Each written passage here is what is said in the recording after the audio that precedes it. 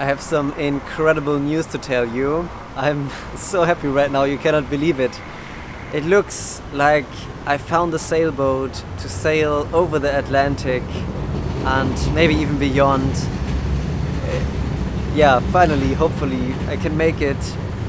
After I tried it in Cascais, the best harbor around Lisbon, and I also had no success there. There was a lockdown coming, so I had to resort to go to the internet and try to look online for sailboats, which I also did in the past, but I never had a lot of success there, and I always preferred it to go to the harbor to hitchhike a sailboat. If you look on the internet, you have a lot of demand and way less supply because there's so many people from all around the world sending messages to the captains. So even if you write a really customized long application for a sailing position on a sailboat, even then most of the times you don't get a reply, even if you have experience, like lots of it, and if you write a good text, and good pictures and this and that and like a really good profile, in my experience you get almost no replies, and that's really frustrating. And another downside is that online you cannot really get a good impression of the captain and his boat. If you're in a harbor and you meet a captain, you can talk with him for 10 minutes, and in that 10 minutes I can, really feel out like what's the personality of this person, what's his experience level. I can look at his boat and I can see how maintained it is and how good it is. But online, some certain pictures or a description, like a text, it doesn't really represent meeting a person. So there's always a risk that if you get on a sailboat via online, that it will be maybe a disappointment afterwards and you're not comfortable on the boat, which is really, really important for your safety and your well-being. But that's the only thing that I could do in this situation, so I did it. And I sent out so many messages, you can't believe it. And finally I got a reply which sounded like it could be interesting. Then we went further into messages and we had some phone calls, some really long ones, where we really talked about many things, and I could get kind of a good feeling about the experience of that person and kind of a feeling of the boat. So the boat that I found now is from Ian, an Australian guy who came to Europe about 1 year ago, and he bought a boat here and he sailed around Europe for 1 year, and now he would like to sail that boat back to Australia, his home country. From England, where he is right now, he wants to sail down to Portugal, to the Canaries, across the Atlantic to the Caribbean, onto the Panama Channel, through the Panama Channel, and then over the Pacific all the way back to Australia. And the thing is that he's right now still in the UK and still fixing small parts of the boat. So I just hope that he really, gets going and manages to fix everything for the trip, because it's a long trip. So we talked many times and I had a good feeling with him, and he wants as a captain safety. So at one point as a crew member you have to say, okay, I'm gonna sail with you. Because if you just say maybe all the time, the captain will not feel like you take it serious as a position.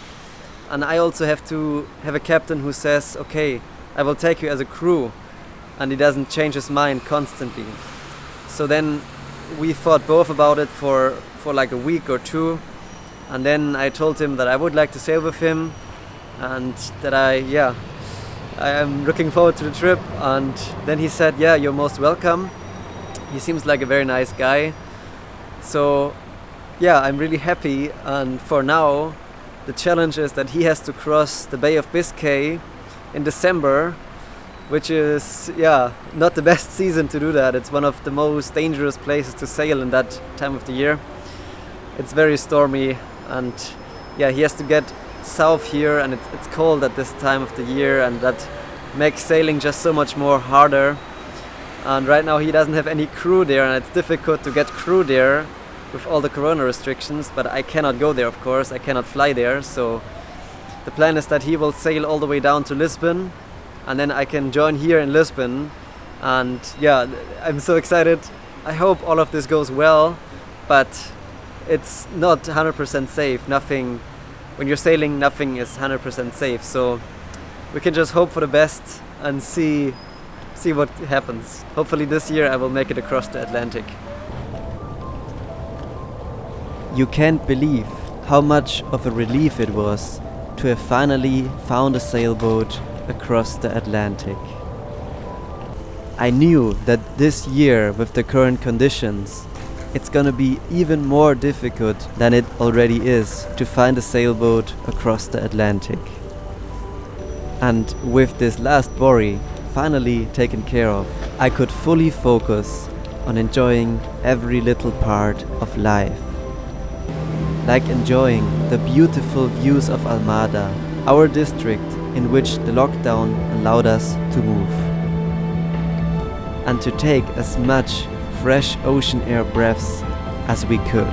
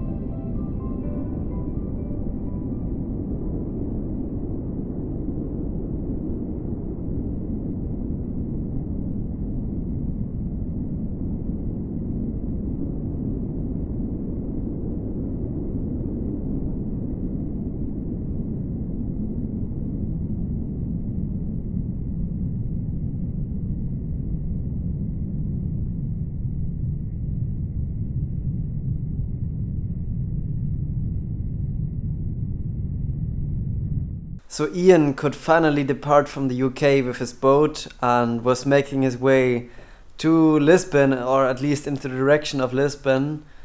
But he sent me a link to his GPS tracker so I can track his position from my phone and I can see how fast he is and where he's heading.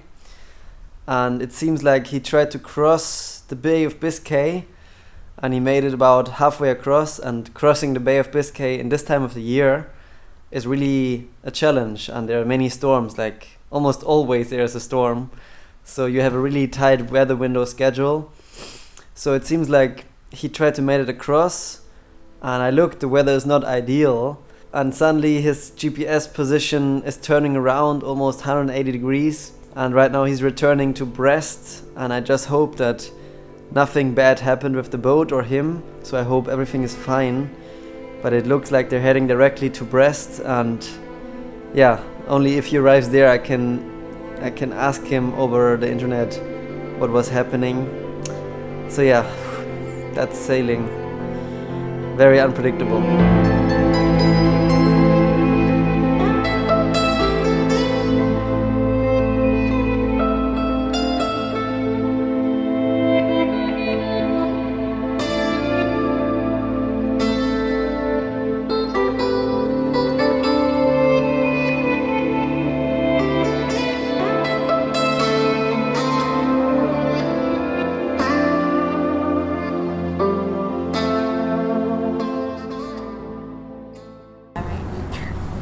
No, he loves you.